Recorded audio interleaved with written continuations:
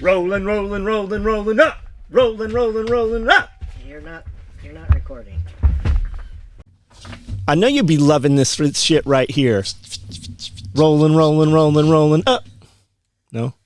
I did it all for the coochie. Oh, yeah. You didn't notice my Fred Durst, my limp biscuit? No. Because you're not used to me having anything that's limp. True. Because it rhymes with chimp. Yeah. It means I'm a pimp. I'm a poet. You didn't know it. That's how I flow it. Yeah.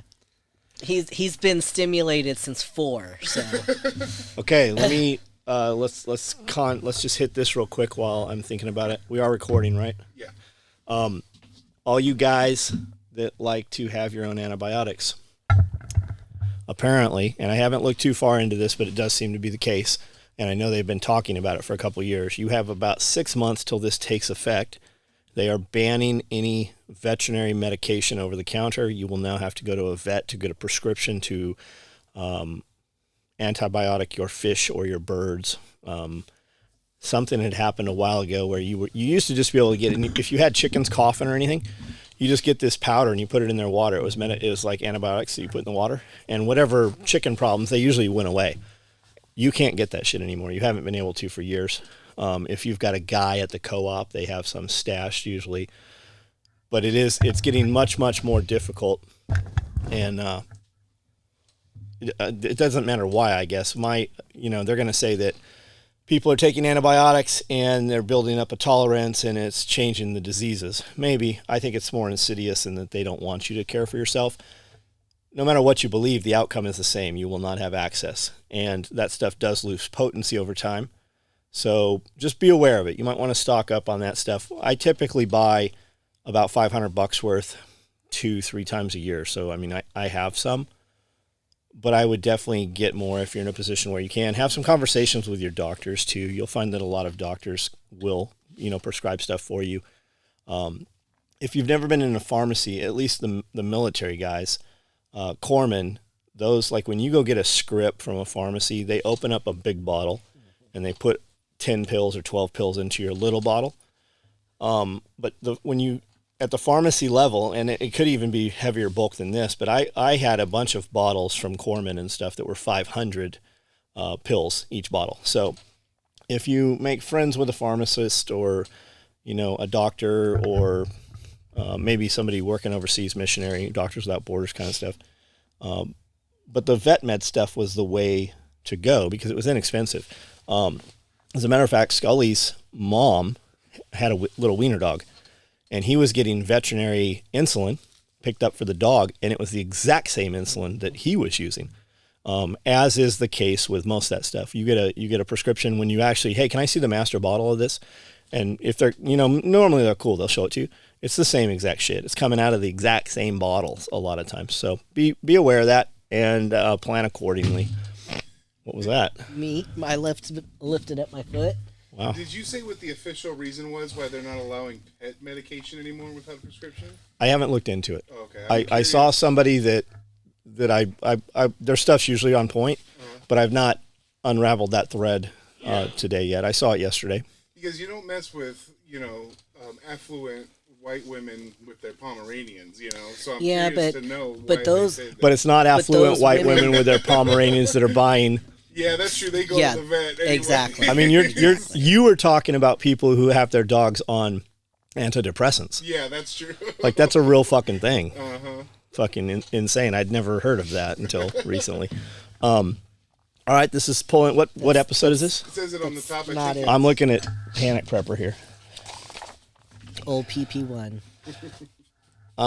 Episode 24, members only podcast. Is that what we're calling? Question and answer podcast. So we'll just jump right into this. You can call it whatever you want. Yo, babe, you ready? Yo, babe. Josh Strivers. John, I hear you say in your lives, just doing the social media life. John, I hear you say in your lives that by doing the social media life, if it helps just one person, then it's worth it to you. Recently, my power went out while I was working 2 hours away, and my main generator that set up for my wife to basically plug and play was down with carb work. It's amazing how that happens, isn't it, Josh? Every time we pull one out, we've got something. Every time I need a chainsaw, there's a chainsaw that doesn't start. But since I had a smaller unit, like you had talked about, I was able to walk her through how to fuel it with a super siphon and race jug, both ideas from you. She was able to run the essentials so she could continue her work from home job. So you have helped at least one person, and I'd say thousands more. My question would be, should everyone in your group know and be able to use every system and backup system in the event that the creator of the system is unavailable? Or would you be better off to have some type of manual for instructions? Okay, I'll answer that in a second.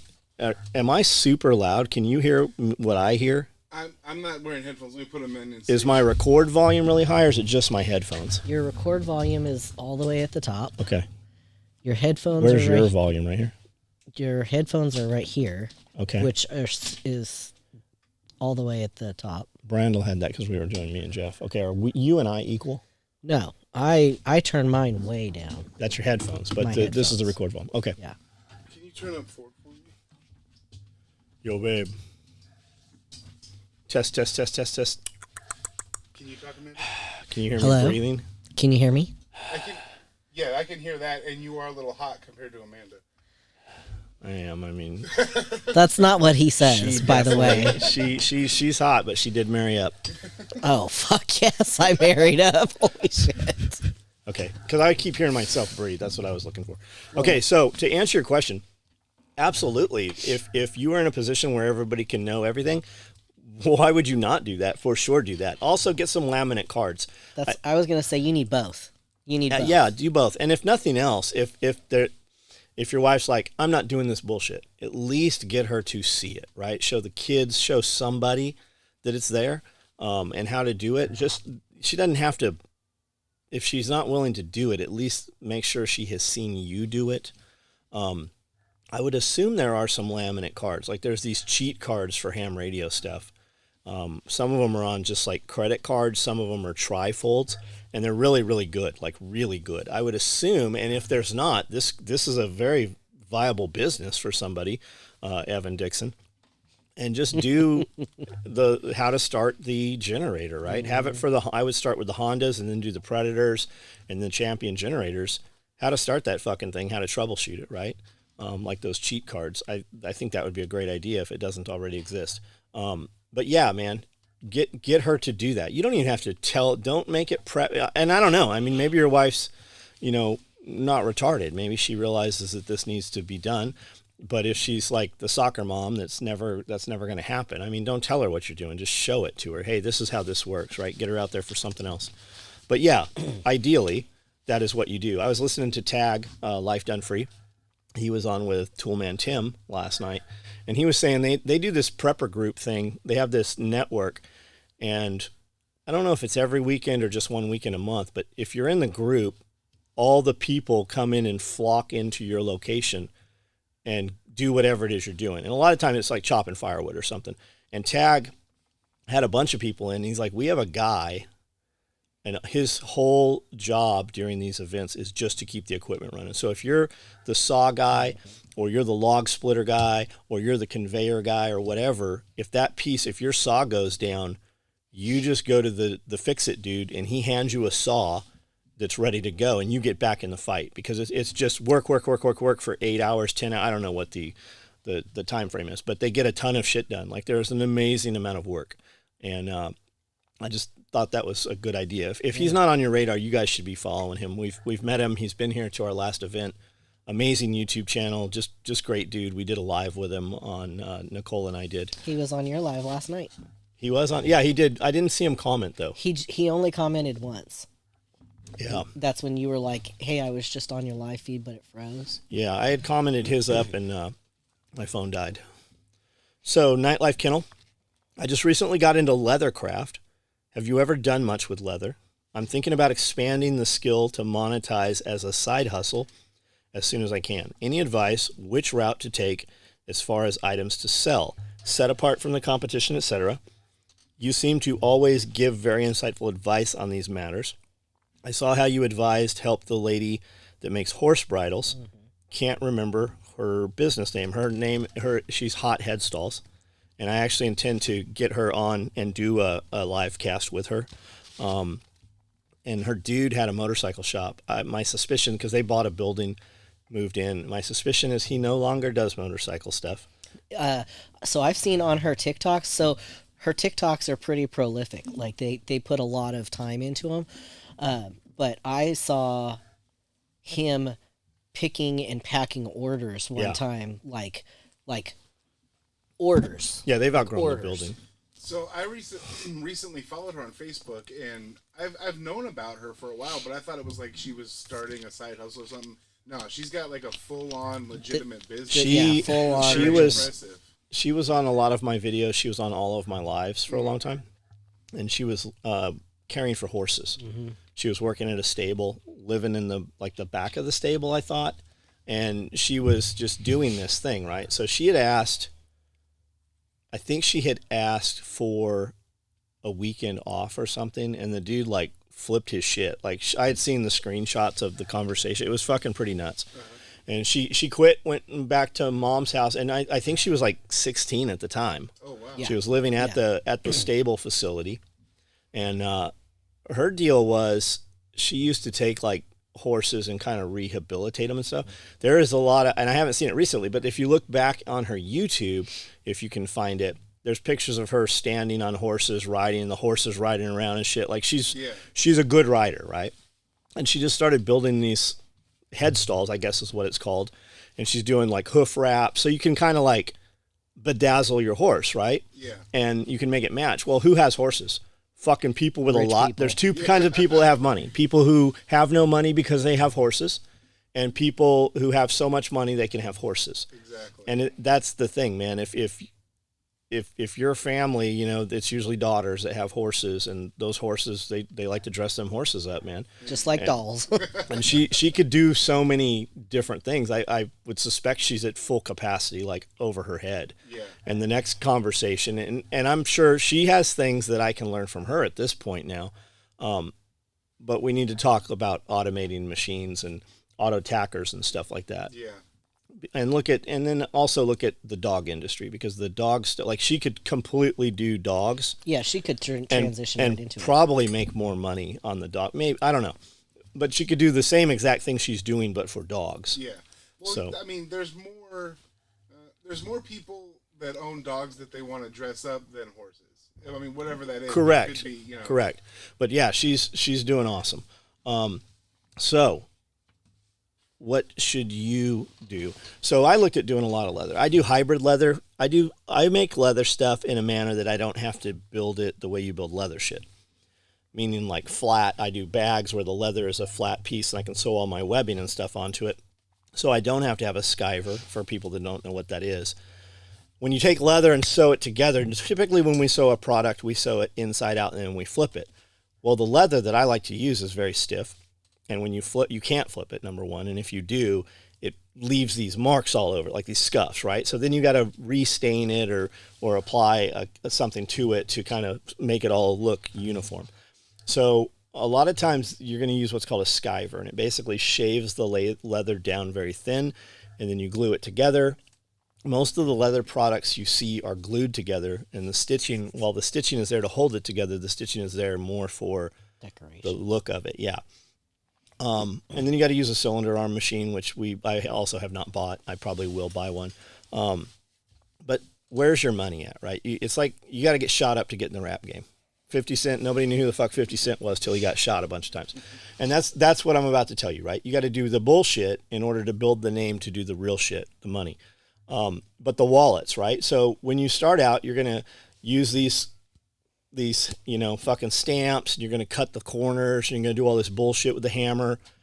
And what you're going to find, once you build a name for yourself, you're not going to cut leather anymore. You're going to go to one of the leather companies, and you're going to order 100 wallet kits. And you're going to sew those things together, right? And a lot of times when you start off, you're smacking it, and it's punching these holes in there. First you take this thing that runs along the edge and scrapes a 1/4 inch or an 1/8 inch, and it makes this line, this little divot. Then you're going to take your piece that's like a fork, right? And you're going to hammer in, and that's going to put your holes, and then you're going to run your thread through there. And that's what's going to give you that real straight appearance. You're going to use a big thread, and it's going to be a wax thread probably, right? Black with red thread or whatever. Once you get doing this, though, you're not going to do any of that bullshit anymore. You're going to buy kits like from Springfield Leather or Frog Jelly or Tandy. You know, one of these companies, they sell leather kits. You should, Parker Litchfield should definitely be on your radar. I watch this guy pretty frequently. He's real into like old dual shocked motorcycles. So you'll see a lot of his content is just him riding and racing really old dirt bikes. But it's Lock, Stock, and Barrel, I think is the name of his company, and he's in a shed about this size, you know, a 14 by 40 shed, and he's been through all the machines. You can watch his content. He has a membership thing you can join, like a business accelerator, and he'll tell you all the stuff, right? But it's like when you want to make knives, right? Everybody wants to make knives, so you get a chop saw, you buy this metal, you cut off, and it's called stock removal. You profile the knife as close to the shape you want as possible with a chop saw, and then you take it and you put it on a belt grinder, and you start off with your Harbor Freight belt grinder, right? And it's a mess, and you've got metal all over you and the respirator, and finally you're like, maybe I should buy a real respirator. This probably isn't good for me. And you learn how to do all that shit. Once you build it, and you have to learn how to do that in order to have the product to show to people that want to buy it, and then you got to sell some knives to get some money to buy a $3,000 Burr King grinder, or you know, whatever grinder you're going to end up with. Some of them are 10 grand, 12 grand. You can start about $3,500. But once you build a name for yourself, the truth is that big knife companies, they don't fucking make knives anymore. We take sheets of steel. I don't even touch it, right? I have Crucible or LA steel or US steel, right? I buy, let's say it's whatever the steel, at ATS 34 last, you know, when I was fucking around with metal. And then we take it up here to Palmer's, who my friend's uncle owns Palmer's, and they got a water jet machine. Now, you can get a water jet too, but a water jet is high pressure water with an abrasive in it, and the machine eats itself apart. It literally tries to kill itself. So you take this 4x8 sheet or 2x4, depending on the size of their table, and this abrasive water cuts out the knife blanks, and then they give me a tray with 120 or whatever pieces in this thing, and all I do is sharpen it. I hit it off with the bead blast cabinet, or put whatever coating we're going to put on it. Then I tie a handle or put a handle on it, G10 dovetail with, so there's no electricity conductivity, or micarta or whatever, walrus tusk or mammoth, whatever. And then we sharpen it. But the big knife companies, they do not make knives, most of them, right? Not in the manner that you think of. And that's how making these wallets are. You have to make some so that you have something to show to somebody. When really, if you want to do this for real, I'd skip all that bullshit, but it's going to take some money, and I'd go straight to getting the kits, and I wouldn't want to be a one-man wallet leather crafter, right? I bought wallets. The wallets you saw that we've sold several times, different guys. There's something about leather crafters, though. They fucking go insane. Like the craziest. It's not the chemicals. It's the chemicals. They're always like PTSD or whatever. Like we've had 5 or 6 leather dudes that did amazing work, but it was always a fucking problem every fucking time. So just figure out what your market is. I mean, you watch my shit. You're obviously interested in the same kind of stuff. Your clientele is probably the same as my clientele. So I would start with, black with red, maybe distressed brown with red. Let guys pick, they like toxic thread or royal blue thread or Tiffany blue, because a guy buys one, he'll buy his chick something with Tiffany blue thread or pink thread. And just kind of, YouTube has all the answers, like every single answer.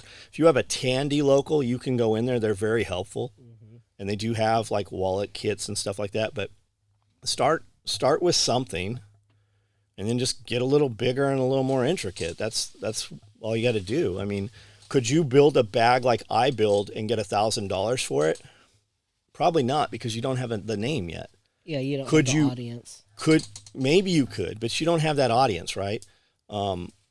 I question if nobody knew who I was and I built a bag and put it up for $1,000, would it sell?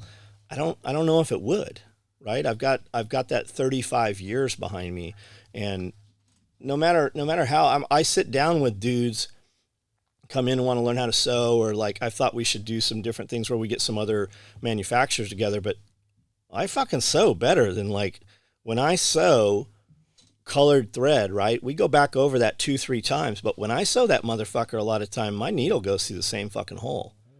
And I see guys doing this stuff, and you look at their product and you're like, that's pretty nice. But then when you look at the videos or you look at close-ups, it's really not nice. It's really kind of shitty, really. I think that to be able to sell high-end stuff, you either need to have two things: either be cool or be known for having quality, and you happen to be both. So it is a product of your experience. When going through like film school and stuff, everybody always talks about for all the amount of work that you work your entire life, it's going to be less than minimum wage. But that's why you get the big jobs, because you did all of that, and they're paying you for that experience. And that's the thing, right? When I build a bag on video and they're like, it only took 30 minutes. You're not paying me for 35 minutes. You're paying me for 35 years. Exactly. And that's the difference, man. Yeah, it's 100% doable. Where are you going to get your market, right? Social media. Look at what you should really find the leather dudes you like on Instagram. There's some really good ones, right? Follow the EDC market stuff. And then rip their hashtags. Whatever hashtags they're using, start using those hashtags. Build some shit up. Not right now, but when you get really good, hit up a few of these, EDC everyday guys and send them something, right? That's what I was going to say. So everybody wants something to put all of their cool shit on to take the Instagram picture. So, like, if you can stain something really cool and have, like, some sort of a logo stamped into it, and you're the guy that they want to put their, like, just like a square 12 by 12 pad of leather that looks nice, that might be a way to go, and it would be easy once you learned how to do it. Yeah, we did, like, I think ours were 9 by 11 maybe, mouse pads. Well, that's what I was going to say. So you can do a mouse pad and then scale it up to do like a valet tray. Yeah. Because then it would just be 4 buttons on the corner to make a valet tray. Did you see the ones we just did like the other night? The ones where they're sewn together on the corners? No, the big ones with the snaps. No, I've got an oxblood one in there. I built one on video Saturday night. Really? Yeah. I want to check that out. And then branding too, right? What's your brand going to be? And remember that brand needs to carry, right? Everything you're going to build is that brand. That's the consistency. And think, will it evolve, right? If you're ass eater 29, there's a lot of dipshits running around with the same fucking email addresses from when they were like 11. So will it work 10 years, 20 years from now? And then you can have stamps made, right? And you're not going to the hit stamp thing, that's fine. You can do a character or whatever. But you have a stamp made and they make a reverse, and then you use a press, and you use a big press, and it embosses that leather. So the other thing you can do too is foil. Foil will sit on stuff for a while. A wallet sliding in and out, it doesn't really stay there a long time, especially the ones that you're going to do. But you can get machines from Tandy, and then you can get like Cowboy machines. It's a brand called Cowboy. But just Parker Litchfield, follow some of these. Peter McKinnon, if he's not on your radar, if you're doing any kind of business, you should know who he is. He's a marketing branding guy. He's got one of the best YouTube channels you'll ever see. He's got a great Instagram.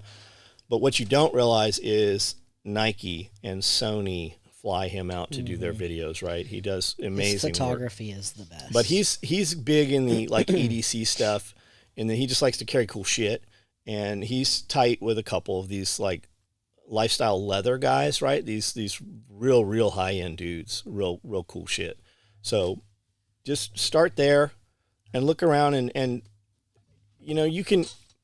There's only so many ways to make a wallet, so don't worry about this is somebody else's wallet, right? Just get your skill down, take your stuff, start showing it to people, and show them when the first one, the second one, the third one.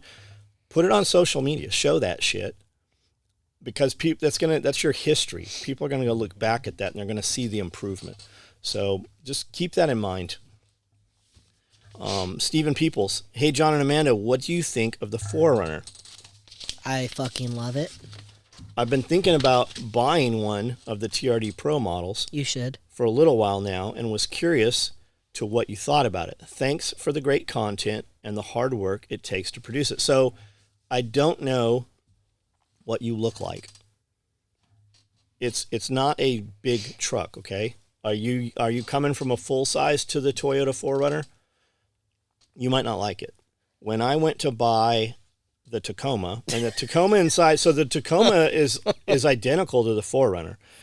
Size-wise, it's identical in the cockpit. But the layout is fucking retarded. If Toyota would just take and keep the interior the same, Yeah. from the Tacoma to the 4Runner to the Tundra, it's just fucking stupid. Like the Tacoma had way more cup holders. Mm-hmm. The 4Runner doesn't, and it could. But size-wise. So I'm like, hey, I'm going to buy this truck. And Pierre's like, don't buy that fucking truck until you test drive it. I go, too late. I'm buying it. Get over here. So Yep. I never even drove a Tacoma. He didn't even get in one. He didn't open the door. Like, I don't think he even looked at the one that was on the lot. Like, we'd been seeing Tacomas for a couple of years, hadn't really paid a lot of attention to them. And I saw Travis Haley had one. And then I was reading the hashtags that said TRD Pro. I'm like, what's this TRD Pro shit? So we were literally in Nashville doing something. And I said, there's a Toyota dealership coming up. Go over there. So I was looking at TRD. I walked in. I'm like, what's a TRD Pro? And they're like, that's the premier model. It's right here. And it had red stitching in the seats. I go, I'll buy this. And I hadn't 10 minutes earlier, I hadn't even thought about buying a truck. But the truck is small, right? It's very cool. You know what it is from seeing it. It's a Lego. It's a girl truck. You can put tons of shit on it. But the TRD Pro has a 4.5 foot bed. Like my Tundra is a TRD Pro also. But the bed still, I can't put I bought 6 foot mirror. I bought some 6 foot mirrors. And with the packaging on the mirrors, I couldn't close the tailgate. The 4Runner has more cargo capacity because the seats fold down flat in it. So behind the driver's seat, you have more cargo capacity in the 4Runner than you do the Tacoma. Now, when you go to a Tundra, now it's a truck, it's fucking enormous. The truck is giant. Giant inside. I have a Dodge Mega Cab, which is the biggest Dodge they make, and then you take that Dodge and add like 16 inches behind the rear seats, the passenger seats back there. The Tundra, we haven't measured it, but it seems bigger than that. They totally could have cut that 16 inches off the cab and put it on the bed, and it would be like a normal size truck bed. But they're nice, man. If you get a tier now, be honest with yourself. Are you going to modify this and do shit? Are you really going to take? Is it 90% street and you're going to 10% in case going to be able to go off road? It will definitely do that. But if you're really going to go off road, you could save some money and not buy a TRD Pro and put that money into a suspension kit. Now, the TRD Pro suspension, it's okay, but it is not going to perform like if you get, Icon or Total Chaos suspension or some of those real kits. You could buy a Toyota off-road package and probably still get some nice interior in it. I think you can. And then put the money into an actual real suspension kit with wheels and tires. Now, the truck comes with BBS wheels, which they look nice. They're black and they got red logos on them. A lot of those TRD Pros come with a tire on them. Ours did not. Ours came with Toyos or Nittos or something on there. So I don't know where you're at. If you're anywhere near Tennessee, we've got a friend that owns a dealership, and he's done us right. We've done 3 trucks through him. 14 of our friends have gone in there and got trucks. Chris actually comes out to our events. Him and his partner also own a Dodge, not gay partner, like partner in business, own a Dodge dealership. But if you need something, or you want to if you have any questions, man, hit us up. Yep. Great truck. There's just pick your brand if you're going to put bumpers on it and whatever. They are literally a Lego, and every single day there are new components and shit coming out for those things. I buy trucks and vehicles a lot of times based on the shit that I can put on them after I buy it a lot of times. That's what I was going to say. Like, if you're not going 4-wheeling, you can get bumpers and light bars. That's the kind of stuff that I'm looking at based on not being able to see at night around here and had hit a deer recently. Yeah, I mean, like, you definitely want extra lights. If Yeah. if nothing else, you want more lights. And I don't know where you're at. Like in California, you have off-road lights. Like when I was in California, we were running Hella 4000s, and now they had HID conversions and stuff for them. In California, you have to run it with covers over it, right? You can't even have it to where you could turn it on. And cops will stop you. They'll harass you. Here, everybody and their brother has light bars. They're not harassing people. Don't be an asshole on the freeway. But we drive a lot of back roads and stuff, farm. When you get to our exit off the interstate, it's another 30 minutes to get here through farm fields, and even though it's a highway. So, I mean, we'll run a 40-inch light bar, 20-inch light bars. We'll run fucking, melt you light. Yeah. But you can see people before they crest, right? So we can shut all that down. We run a Switch Pro. It's cool. And we have a unit that's, I think it's 8, and then they make like a 16 that turns all your shit on and off. So, and we run Baja Design lights. Very, very happy with them. We were running rigid lights, and we do have some rigid lights on the trucks cut in the rear bumpers on backup lights and stuff still. But I would just go straight with Baja Designs at this point for everything if you've got the money to do it. And you can save money if you're not going off-roading by not getting the TRD. You just get like the pre-runner, I think it is. It's got like a little bit of a skid plate on it and stuff like that. And then you can get all the stuff that you'll actually use. True, but a lot of people buy the TRD Pro because it's the package inside. It's got the carbon fiber trim, it's got the leather seats. Be aware those are not fucking leather seats, but they look nice, man. They're very comfortable. Your ass will still stick to them in the summertime, and even at $65,000, the motherfucker still doesn't have a heated steering wheel. Correct. And be aware too, every year, 23 just came out. They have not updated the 4Runner. You're still buying a 4Runner that is 10 years old, maybe. I mean, they update the trim, but it's really the same fucking 4Runner. Well, they did put the dual temperature zone in the front finally. Mm-hmm. Yeah, we bought a 4Runner, paid for it, had it ready to go, and then they told us it fell off the boat, in the ocean, fell off the ship. So when the truck finally showed, we'd forgotten about it, and they're like, "Hey, your truck's here." We came in, looked at it. I'm like, I ain't buying this thing. You guys told me this had a dual temperature zone, because we were coming out of the Tacoma, and her temperature could be 75, 80, and my temperature could be 60, right? So separate climate zones, and that damn 4Runner didn't have that until the next year. So as soon as they got a new one in, we were like, "Hey, I want to buy this thing," and man, they got it for us. They brought it in, had it in a day when we wanted to buy the Tundra. I'm like, "Hey, I want a Tundra." They had it within a couple days, and we don't go in and talk to a salesman or anything. We go in, paperwork is there, and we drive out of it in 30 minutes. I mean... Yeah, I text the owner, and I'm like, this is what we're going to buy, and this is how we're going to pay for it.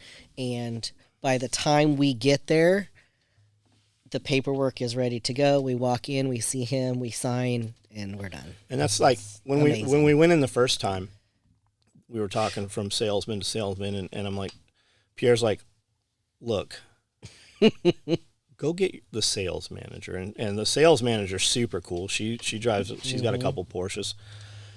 And I'm like, "Look, man, I don't want to do this bullshit. Just give us, what's the real fucking price right here?" And this is like, what's the real fucking price? I'm going to buy a truck every year. I'm going to bring this in. As soon as you get me a new one, I'm going to bring this one back. We're going to constantly have multiple vehicles. I don't have time. I don't have 4 hours to come in here. So let's just make this happen. You tell me what has to happen, and I'm gonna come back. We're gonna use these things in videos and stuff. And that's why our videos with any of the Toyota products in there, they have over 2 million views on them, because the Toyota dealership shares our videos on their social media, and then Toyota shares our videos. So I'm very brand loyal to Toyota. Toyota plays it safe. You could definitely get nicer vehicles and stuff, but Toyota's been good to us. Like as my company, my family, those guys have been very, very good to us. So I think you would love it, man. Trying to tear us down, but me and my team, the last